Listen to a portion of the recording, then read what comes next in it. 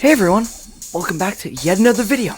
In today's video, I'm going to be showing off some brand new Creacol designs. Without further ado, let's jump right into it. The first Creacol is Anorin. Anorin is a pure ice type. Anorin can slide on its own body to travel long distances. If an adventurer can befriend an Anorin, it'll let that adventurer slide on it.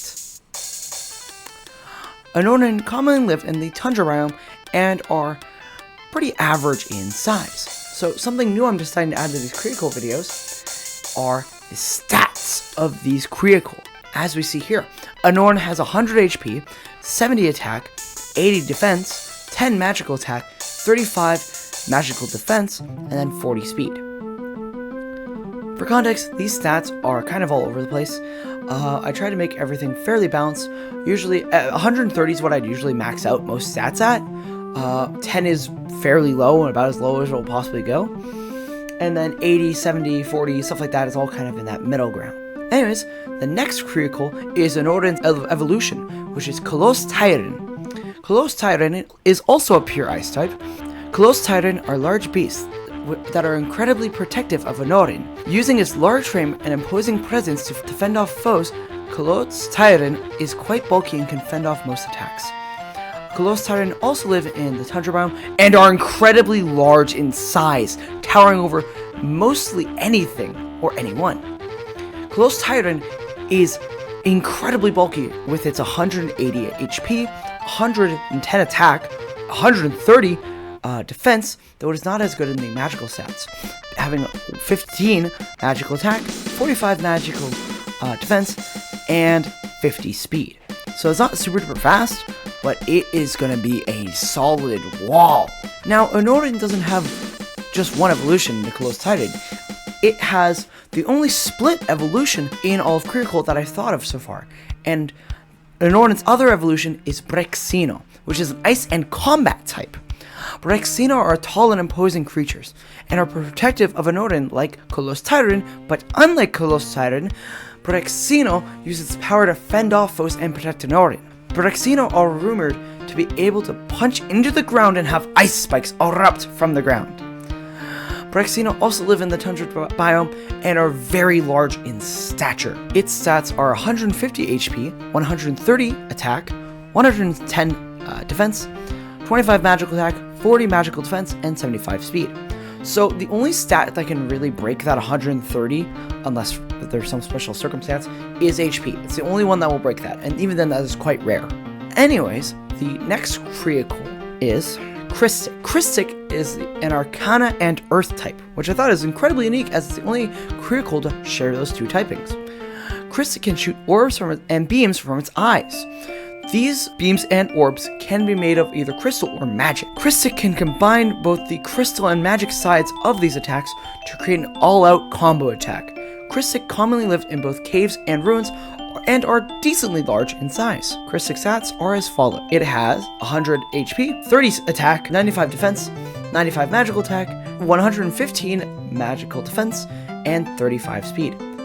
For context, a lot of these stats can change over time, just small number twists here and there. So for example, Crystic's magical attack could go up by 5, lower by 5, and things like that. The next Creacol is Phantoslash, which is a metal and phantom Creacol. Phantoslash are haunted blades that wander and adventure the world. Phantoslash most commonly go to abandoned manors, mansions, and ruins. Phantoslash wields a powerful and well-rounded offense and defense. Phantoslash most commonly live in the areas mentioned in that entry, but also it lives in ruins as well, and is also decently large in size.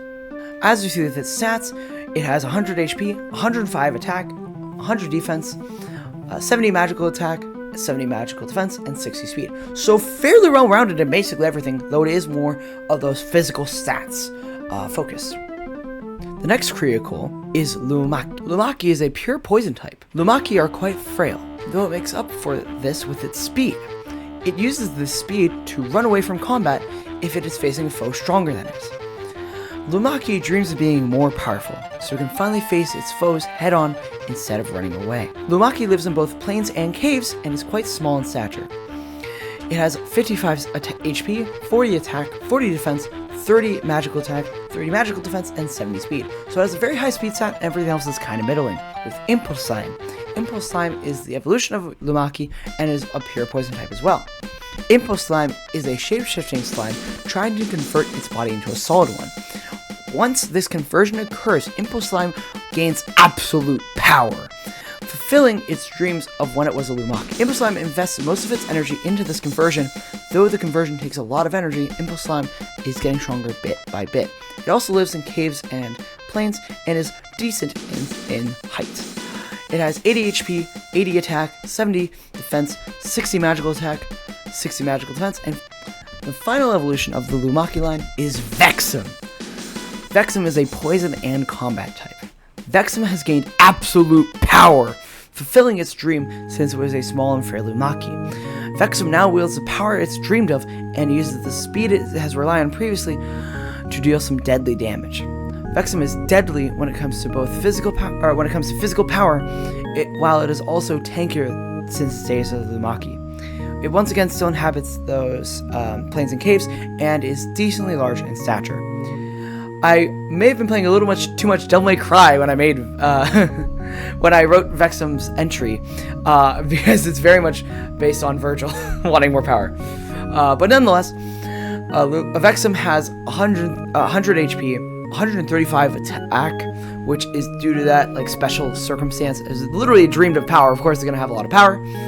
It has 100 defense, 50 magical attack, 50 magical defense, and 105 speed. So that's all the Creacols in this video. The next two videos I've already planned out and almost fully made actually at this point. So those should come out pretty rapid fire and we'll continue from there. Oh, I believe I calculated it should have around 21 new Creacols, including the ones from this video. So look forward to that in the upcoming weeks. Anyways, that's about it for this devlog. I'm Fire. See ya!